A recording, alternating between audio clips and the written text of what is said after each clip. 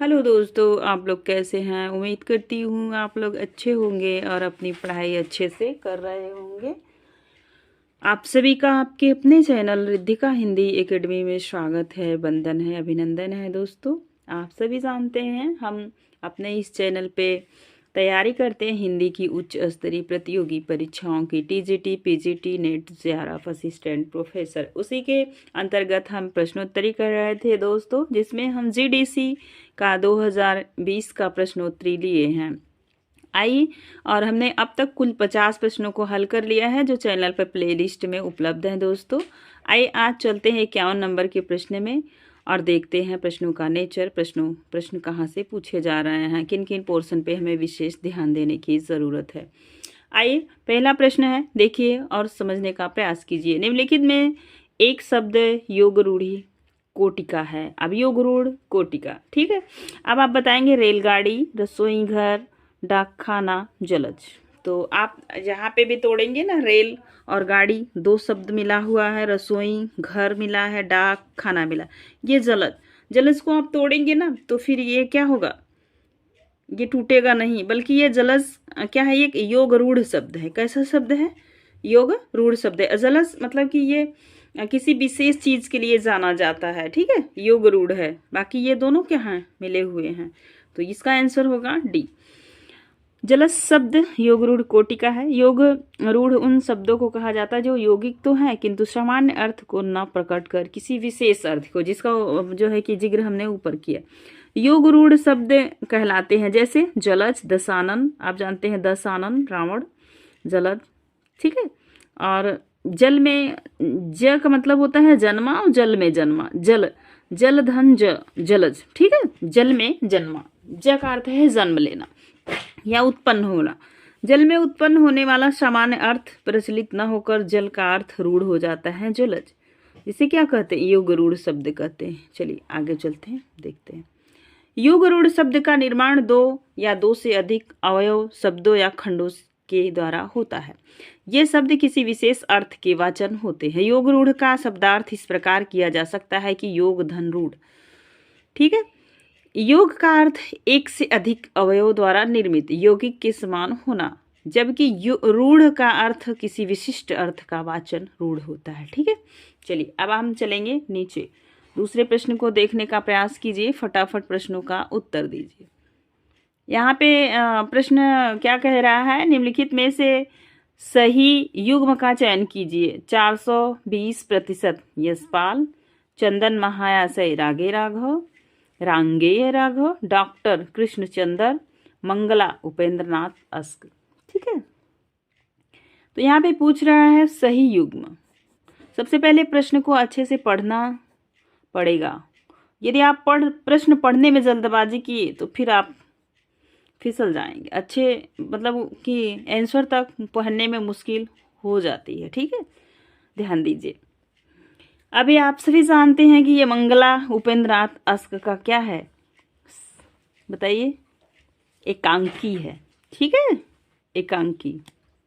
आगे चलते हैं। देखिए, मंगला उपेंद्रनाथ अस्क का उपेंद्रनाथ अस्क द्वारा रचित एकांकी तौलिए में मंगला एक पात्र है। क्या है, पात्र है, ठीक है। और एक गोदान में पूछा गया था कि गोबर के पुत्र का क्या नाम है। कमेंट के माध्यम से बताइएगा गोबर के पुत्र का क्या नाम है, ठीक। एक पात्र है। मंगला के अतिरिक्त वसंत, चिंती, मधु, सूरो एकांकी में पात्र है। उपेंद्रनाथ अस्क उर्दू एवं हिंदी के सब जो है प्रसिद्ध कथाकार उपन्यासकार हैं। कथाकार मतलब कहानीकार, उपन्यासकार। ये अपनी पुस्तक स्वयं ही प्रकाशित करते हैं। इनकी रचनाएं हैं उपन्यास गिरती दीवारें, शहर में घूमता आईना, गर्मराग, सितारों के खेल। कहानी संग्रह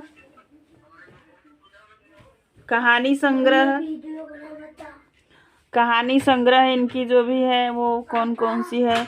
कहानी संग्रह 70 श्रेष्ठ कहानियां, जुदाई की शाम के गीते, काले साहब, पिंजरा आदि। नाटक देख लीजिए, लौटता हुआ दिन, बड़े खिलाड़ी, जय पराजय, स्वर्ग की झलक, भंवर, अंजू दीदी। एकांगी संग्रह है अंधी गली, ध्यान दीजिए, एकांकी संग्रह है अंधी गली, मुखड़ा बदल गया, चरवाहे, पर्दा उठाओ, पर्दा गिराओ, तौलिए, चिलमन आदि।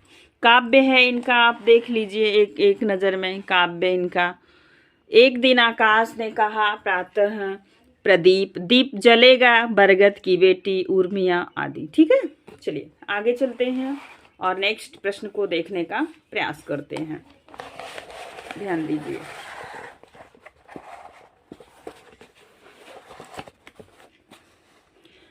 संस्मरण देख लीजिए एक नज़र में, मंटो मेरा दुश्मन, फिल्मी जीवन की झलकियाँ आदि। आलोचना है अन्वेषण की यात्रा, कहानी, हिंदी कहानी एक अंतरंग परिचय। हिंदी काव्यधारा के संग्रहकर्ता साहित्यकार का नाम क्या है, बताइए क्या है? महोपाध्याय, हरप्रसाद शास्त्री, महापंडित राहुल संकृत्यायन, डॉक्टर शहीदुल्लाह, डॉक्टर प्रबोध चंद्र बांगची। ठीक है, क्या होगा भाई? तो आप सभी जानते हैं संग्रहकर्ता साहित्यकार, इनकी यात्रा, आप राहुल संकृत्यायन की यात्रा वृत्तांत पढ़े होंगे, तो उसमें आपने देखा होगा जब ये पहुंचे थे वहाँ नेपाल के आगे चीन में, तो कितनी सारी किताबों का इन्होंने संग्रह किया था। ऐसे भी आप अपना कॉन्सेप्ट लगा सकते हैं परीक्षा में।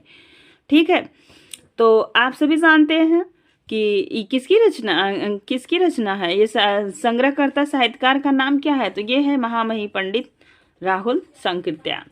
चलिए इनके बारे में थोड़ा सा आप देख लीजिए। आपने इनकी यात्रा वृत्तांत जरूर पढ़ी होगी, यूजीसी नेट के पाठ्यक्रम में लगा हुआ है दोस्तों। ठीक है, हिंदी काव्यधारा संग्रहकर्ता साहित्यकार का नाम महापंडित राहुल संकृत्यायन है। राहुल संकृत्यायन जिन्हें महापंडित की उपाधि दी गई है, हिंदी के प्रमुख साहित्यकार थे। वे एक प्रतिष्ठित भाषाविद थे और 20वीं सदी के पूर्वार्ध में उन्होंने यात्रा वृत्तांत, यात्रा साहित्य तथा विश्व दर्शन के क्षेत्र में साहित्यिक योगदान किए।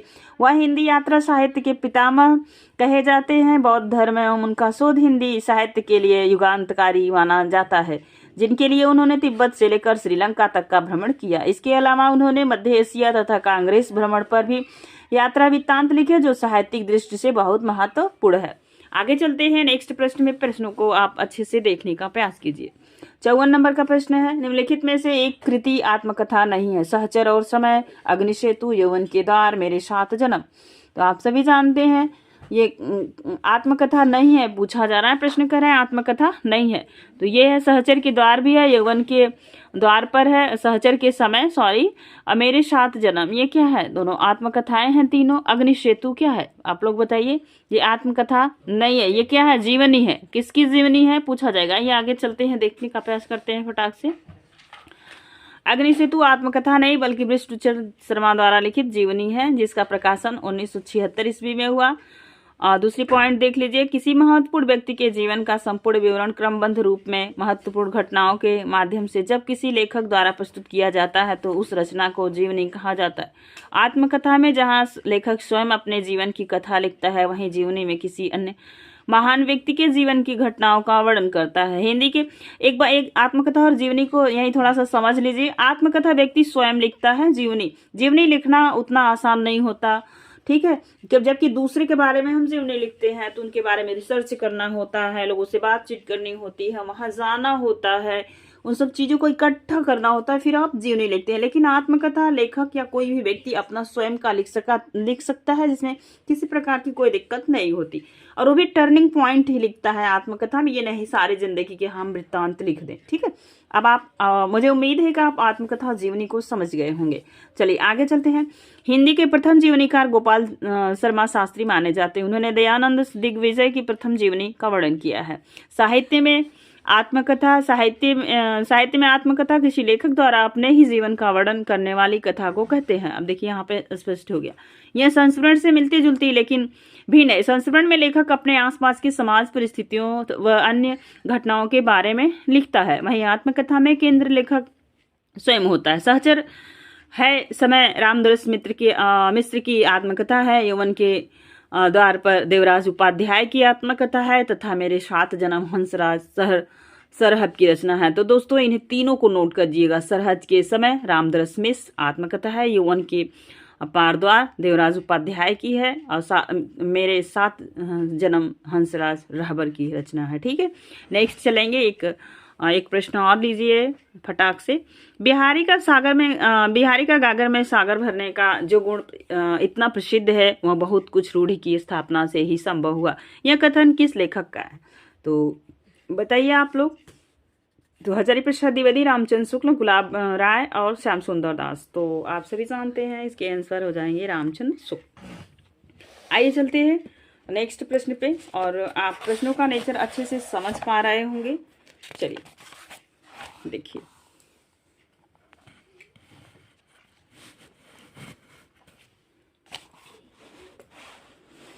प्रश्न को फटाक से उन्हीं के बारे में, रामचंद्र शुक्ल ने बिहारी के बारे में क्या क्या कहे हैं, जहां से प्रश्न बनते रहते हैं उन्हें एक बार आप नोट डाउन कीजिए। रामचंद्र शुक्ल द्वारा बिहारी के बारे में कहे गए अन्य कथन। जिस कवि में कल्पना की संहार शक्ति के साथ भाषा की संहार शक्ति जितनी अधिक होती है उतनी ही वह मुक्तक की रचना में सफल होता है। ठीक है, बिहारी की भाषा चलती होने पर भी साहित्यिक है। ये शुक्ल जी कहे हैं बिहारी के बारे में अपने इतिहास में। कविता उनकी सिंगारिक है पर प्रेम की उच्च भूमि पर नहीं पहुंचती, नीचे ही रह जाती है। ठीक है, ये भी बहुत बार पूछा हुआ कोटेशन है। सिंगार रस की ग्रंथों में जितनी ख्याति और जितना मान बिहारी सच्चाई को हुआ उतना और किसी का नहीं। इसका एक एक दोहा हिंदी साहित्य में एक एक रत्न माना जाता है। सही, प्रेम की पीर या इश्क का दर्द इनके एक एक वाक्य में भरा पाया जाता है। आइए दोस्तों, अब देखिए 56 नंबर का प्रश्न आपके स्क्रीन पे है। ऋण जल धन जल किस विधा की रचना है? तो सभी जानते हैं रिपोतार्ज है। आइए ऋण धन जल के बारे में थोड़ा सा देखते हैं फटाफट। ऋण धन जल रिपोतार्ज विधा की रचना है। ऋण धन जल फणीश्वरनाथ रेणु के रिपोतार्ज की पहली प्रकाशित पुस्तक है। रेणु जी की यह कृति ऋण जल धन जल कई दृष्टियों में ऐसे ऐतिहासिक महत्व रखती है। पहली मुख्य बात की बाढ़ और सूखे की दो अभूतपूर्व घटनाओं का यह ऐतिहासिक दस्तावेज है, और दूसरी कि इसके प्रकाशन की पूरी रूपरेखा तय करने के साथ साथ इनका नामकरण तथा उन्होंने स्वयं किया था। रेणु जी के जीवन काल में यह पुस्तक प्रकाशित नहीं हो सकी, उनके मरणोपरांत। अब ये प्रश्न आपसे पूछा जा सकता है कि जानते हैं उपन्यास लिखने में इनका बहुत ही बड़ा योगदान रहा है, तो ये रिपोतार्ज विधा की रचना मानी जाती है। ठीक है, और किसकी रचना है? फणीश्वरनाथ रेणु की। आपने ये भी देखा कि बाढ़ और सूख की दो अनुभूतियों की ये घटना दस्तावेज के रूप में प्रकाशित की जाती है। आगे देखेंगे मधुमालती किसकी रचना है? मधुमालती मंझन की रचना है। तो आगे चलिए, मधुमालती मंझन की रचना है। मधुमालती भारतीय सूफी कविता है जो 1545 में मीर सैयद मंझन। मधुमालती भारतीय सूफी कविता है जो 1545 में मीर सैयद मंझन सत्तारी राजगिरी द्वारा लिखी गई थी। 16वीं शताब्दी की कविता है। भारत की इस्लामिक परंपरा में सूफी साहित्य का एक उत्कृष्ट उदाहरण है। मधुमालती में मनोहर नाम के एक राजकुमार तथा सुंदर राजकुमारी मधुमालती की रहस्यमयी प्रेम प्रसंग भाग्य उन्हें अलग करता है। ठीक है, और उन्हें पुनर्मिलन और सुख का अनुभव करने से पहले पीड़ा, रोमांच और परिवर्तन सहना पड़ता है। यह कविता एक अद्भुत प्रेम कहानी और रहस्यमयी प्रतीकात्मकता से भरा एक पाठ है जो दो प्रेमियों की कहानी के माध्यम से आत्मज्ञान की राह पर आध्यात्मिक कदमों के बारे में बताता है। कविता मूल रूप से पश्चिमी हिंदी बोली में लिखी गई कविता है।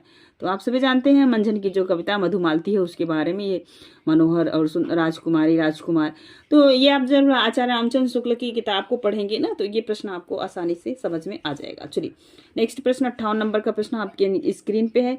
निर्मला जैन की कृति कथा समय में तीन हम सफर हैं। कृष्णा सोपती, मन्नू भंडारी, उषा प्रियंबदा, मधु कांकरिया, अनामिका, मन्नू भंडारी, सूर्यवाला, नासिका शर्मा, कृष्णा सोपती, सूर्यवाला, मेहरून, निशा परवेश।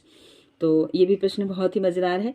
तो इसका आंसर होगा कृष्णा सोपती, मन्नू भंडारी, उषा प्रियंबदा। ठीक है, ये तीनों क्या हैं? तीन हम सफर हैं। अभी पूछा जाएगा तीन हम सफर कौन कौन से हैं। आइए आगे चलते हैं। निर्मला जैन की कृति कथा समय में तीन हम सफर कृष्णा सोपती, मन्नू भंडारी, उषा प्रियंबदा हैं। आइए आगे चलते हैं, इनको बारे में अच्छे से आप समझ लीजिए।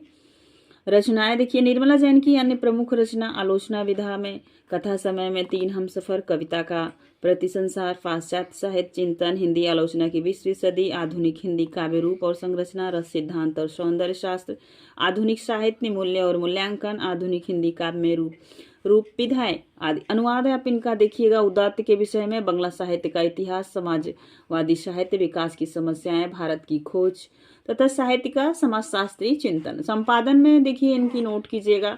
महादेवी साहित्य, महादेवी वर्मा की संपूर्ण साहित्य 4 खंडों में, निबंध की दुनिया, हरिशंकर परछाई, अंतस्थल का पूरा विप्लव, अंधेरे में इतिहास और आलोचना के वास्तुवादी सरोकार। 59 नंबर का प्रश्न आपके स्क्रीन पे है, फटाफट देखिए। निम्नलिखित पंक्ति किस रचनाकार की है? अभिधा उत्तम काव्य है, मध्य लक्षणालीन, अधम व्यंजना, रस विरस उलटी कहत नवीन। तो ये तो देव का है, ये बहुत बार पूछा हुआ प्रश्न है। एक बार इनके बारे में थोड़ा सा फटाफट पढ़ लीजिए। उपयुक्त पंक्ति के रचनाकार देव हैं। यह पंक्ति कविदेव ने शब्द शक्तियों की विशेषता के संबंध में कही। अभिधा लक्षणा आदि शब्द शक्तियों का निरूपण हिंदी के रीति ग्रंथों में प्राय कुछ भी नहीं हुआ। इस दृष्टि से देव का कथन है अभिधा उत्तम काव्य है, मध्य लक्षणालीन, अधम व्यंजना, रस भरे विरस उलटी कहत नवीन। देव का व्यंजना से तात्पर्य पहली बुझाने वाली है वस्तु व्यंजना का ही जान पड़ता है। कवित्व शक्ति है, मौलिकता देव में बहुत थी, पर उनके समय स्फुरण में उनकी रुचि बाधक रही। अनुप्रास की रुचि उनके सारे पद्य की बोझिल बना देती थी। भाषा में स्निग्ध प्रवाह न आने का एक बड़ा कारण यह भी था। इनकी भाषा में रसाद्रता और सरसता बहुत कम पाई जाती है। कहीं कहीं शब्द व्यर्थ बहुत अधिक है और अर्थ बहुल बहुत अल्प है। अमर मैत्री के ध्यान से देव कहीं कहीं असक्त शब्द भी देखते थे जो कभी कभी अर्थ को अवरुद्ध करते हैं। तुकांत और अनुप्रास के लिए देव कहीं कहीं न केवल शब्दों का तोड़ते मरोड़ते और बिगाड़ते बल्कि वाक्य भी अभिन्यस्त कर देते हैं। जहाँ कहीं भी अभिप्रेत भाव का निर्वाह पूरी तरह हो पाया वहाँ की रचना बहुत ही सरस बन पड़ी। देव के जैसे अर्थ सौष्ठ नवोन्मेष का मतलब होता है खोजना, कम ही कवियों में मिलता है।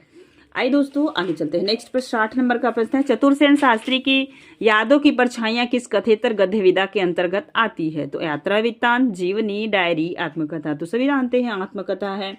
चतुर्सेन शास्त्री की यादों की परछाइयां आत्मकथा गद्य विधा के अंतर्गत आती है। यादों की परछाइयां का प्रकाशन 1956 ईस्वी में हुआ। कब हुआ? 1956 में। चलिए आगे चलते हैं। अन्य गद्य विधाओं की भांति आत्मकथा नामक साहित्य विधा का भी आगमन पश्चिम से हुआ। तो याद रखिएगा कहाँ से हुआ आगमन? तो पश्चिम से हुआ। वहीं से विस्तारित होकर हिंदी साहित्य में प्रमुख विधा बन गई। नामवर सिंह ने अपने एक व्याख्यान में कहा था कि अपना लेने पर कोई चीज पराई नहीं रह जाती बल्कि अपनी हो जाती। ये कोटेशन याद रखिएगा, नामवर सिंह का है। हिंदी साहित्य में बनारसी दास, ध्यान दीजिए, हिंदी साहित्य में बनारसी दास जैन द्वारा अर्ध कथानक को हिंदी की पहली आत्मकथा माना जाता है।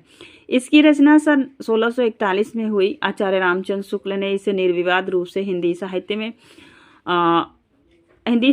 में आत्मकथा की विधा की पहली किताब मानते हुए इसका महत्व स्वीकार किया। जयशंकर प्रसाद की ब्रजभाषा में लिखी कविताओं का संग्रह किस नाम से प्रकाशित हुआ? तो सब जानते हैं, चित्राधर। जयशंकर प्रसाद की रचना ब्रजभाषा में लिखी गई कविता संग्रह चित्राधार नाम से प्रकाशित है। ठीक है, आप देखिए। अब चित्रधार के बारे में आप थोड़ा विस्तृत पढ़ लीजिए। यदि आप पढ़ लिए होंगे तो ठीक है, नहीं तो फिर आप एक बार इसका दोहरान करते हुए इसे नोट डाउन कर लीजिए। कार्यक्रम के अनुसार चित्राधार प्रसाद का प्रथम काव्य संग्रह है। इसका प्रकाशन संस्करण 1918 ईस्वी में हुआ। इसमें कविता, कहानी, नाटक, निबंध सभी जो है कि संकलन था। ब्रजभाषा एवं खड़ी बोली दोनों थी। लगभग 10 वर्ष बाद वर्ष 1928 में जब इसका दूसरा संस्करण आया तब इसमें चित्राधार ब्रजभाषा की रचनाएं ही रखी गई। साथ ही इनमें प्रसाद की आरंभिक कथाएं भी संकलित हैं। चित्राधार की कविताओं के 2 भाग में विभक्त किया जा सकता है। एक खंड उन आख्यान कविताओं अथवा काव्यों का है जिनमें प्रबंधात्मकता है, अयोध्या का उद्धार है, वन मिलन और प्रेमराज, 3 कथा काव्य इनमें संग्रहित है। प्रसाद जी के मुख्य रचनाएं कामायनी महाकाव्य कवि प्रसाद की अक्षय कीर्ति है। ये तो बहुत ही विशाल ग्रंथ है और ये हिंदी जगत में एक प्रतिष्ठित है। भाषा शैली और विषय तीनों की दृष्टि से यह विश्व साहित्य का अद्वितीय ग्रंथ है। देखिए, कामायनी में प्रसाद जी ने प्रतीकात्मकता पात्र के द्वारा मानव के मनोवैज्ञानिक विकास को प्रस्तुत किया है। आंसू कवि की मर्मस्पर्शी वियोग परक उद्गारों का प्रस्तुतिकरण है। लहर मुक्तक रचनाओं का संग्रह। झरना में प्रसाद जी की छायावादी शैली में रचित कविताएं संग्रहित है। संघ की राजभाषा हिंदी और लिपि देवनागरी होगी यह संविधान के किस अनुच्छेद में है? तो 343 है। ये प्रश्न रिपीटेड होता है, यूजीसी नेट में पूछा हुआ प्रश्न है। आइए इसके बारे में अच्छे से जानते हैं। सबसे पहले आप ध्यान दीजिए, संघ की राजभाषा हिंदी, लिपि देवनागरी। हिंदी किस जो है लिपि के अंतर्गत आती है? तो देवनागरी। संविधान के अनुच्छेद 343 में उद्धृत है। ठीक है। संघ की राजभाषा हिंदी और लिपि देवनागरी होगी। संघ के शासकीय प्रयोजनों के लिए प्रयोग होने वाले अंकों का रूप भारतीय अंकों का अंतरराष्ट्रीय रूप होगा, याद रखिएगा। ये भी प्रश्न पूछा हुआ प्रश्न है। ठीक है। जबकि अनुच्छेद 346 संघ में शासकीय प्रयोजनों के लिए प्रयोग किए जाने के लिए तत्सम प्राधिकृत भाषा एक राज्य तथा दूसरे राज्य के बीच तथा किसी राज्य और संघ के बीच प्रत्यादि की भाषा राजभाषा होगी। पत्र आदि मतलब पत्र या लिखा पढ़ी आप समझ सकते हैं। एक राज्य दूसरे राज्य से, तो भाषा क्या होगी? ये राजभाषा होगी। एक राज्य से दूसरे राज्य में आप बात कर सकते हैं। ठीक है। अब आगे चलिए और देखने का प्रयास करते हैं।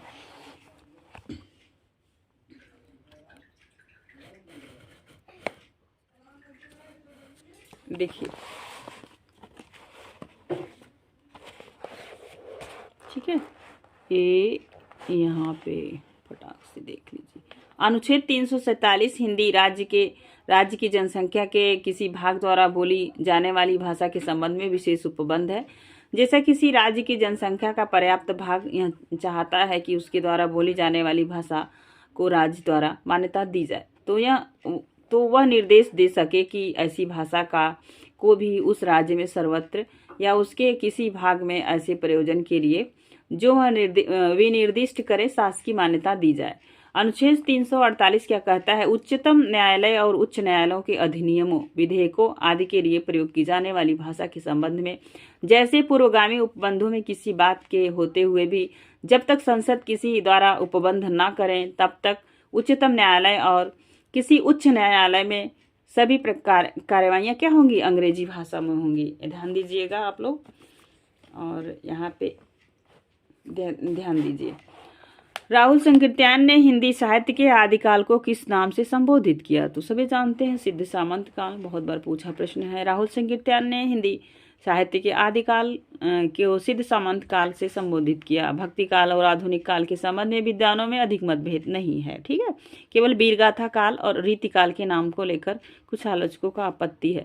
इन कालों के नामकरण के संबंध में कुछ प्रमुख विद्वानों के मत इस प्रकार है। आप यहाँ पे एक चीज ध्यान देने की जरूरत है कि राहुल संकीर्त्यायन ने हिंदी साहित्य के आदिकाल को नाम संबोधित किया। ठीक है। रीतिकाल में बहुत ज्यादा नहीं है। सबसे ज्यादा दिक्कत आपको मिलेगी आदिकाल में। आदिकाल में विभिन्न विद्वानों के द्वारा विभिन्न नाम दिए गए हैं, वहां पे आपको ध्यान देने की जरूरत है।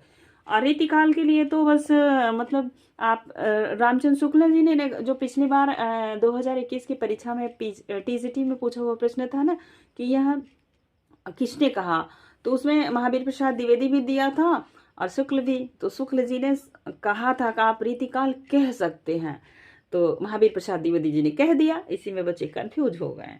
इसलिए शुक्ल जी की जो है कि साहित्य इतिहास पढ़ना बहुत जरूरी है उनके भावनाओं को समझने के लिए। आप देखिए, सिद्ध सामंत काल राहुल संकीर्त्यायन, आदिकाल हजारी प्रसाद द्विवेदी, अपभ्रंश काल चंद्रधर शर्मा गुलेरी, बीजवपन काल महावीर प्रसाद द्विवेदी, रीतिकाल कलाकाल रमाशंकर शुक्ल रसाल, श्रृंगार काल आचार्य विश्वनाथ प्रसाद मिश्र, अलंकृत काल मिश्र बंधु। ठीक है। तो उदंत मार्तंड भारत में कहाँ से प्रकाशित हुआ? तो सभी जानते हैं, कलकत्ता से। उदंत का मतलब होता है उगता हुआ, मार्तंड माने सूर्य उगता हुआ। ठीक है। अब चलिए आगे चलते हैं, समझिए। उदंत मार्तंड भारत में कलकत्ता से प्रकाशित हुआ था। उदंत मार्तंड हिंदी का प्रथम समाचार पत्र था। इसका प्रकाशन 30 मई 1826 कई बार पूछा गया है मैं कलकत्ता से एक साप्ताहिक पत्र के रूप में शुरू हुआ था। कलकत्ता के कोलू टोला नामक मोहल्ले की 37 नंबर अमरतल्ला गली से पंडित जुगल किशोर के द्वारा प्रकाशित किया गया था। उस समय अंग्रेजी, फारसी, बंगला में अनेक पत्र निकलते थे, किंतु हिंदी में एक भी पत्र नहीं निकला था। उदंत मार्तंड ने समाज में चल रहे विरोधाभासों एवं अंग्रेजी हुकूमत के विरुद्ध आमजन की आवाज उठाने का कार्य किया। कानूनी कारणों एवं ग्राहकों को पर्याप्त सहयोग न देने के कारण 19 दिसंबर 1927 को उदंत मार्तंड का प्रकाशन बंद। ये प्रश्न आपके लिए बहुत ही मजेदार है दोस्तों, आप इन्हें याद करके रखिए। 19 दिसंबर 1827 के उदंत मार्तंड का प्रकाशन बंद हो गया। ठीक है। तो दोस्तों आज के रहे ये 64 प्रश्न, मतलब कि जहाँ से हमने शुरू किए थे कुल 64 प्रश्नों को हम कर लिए हैं।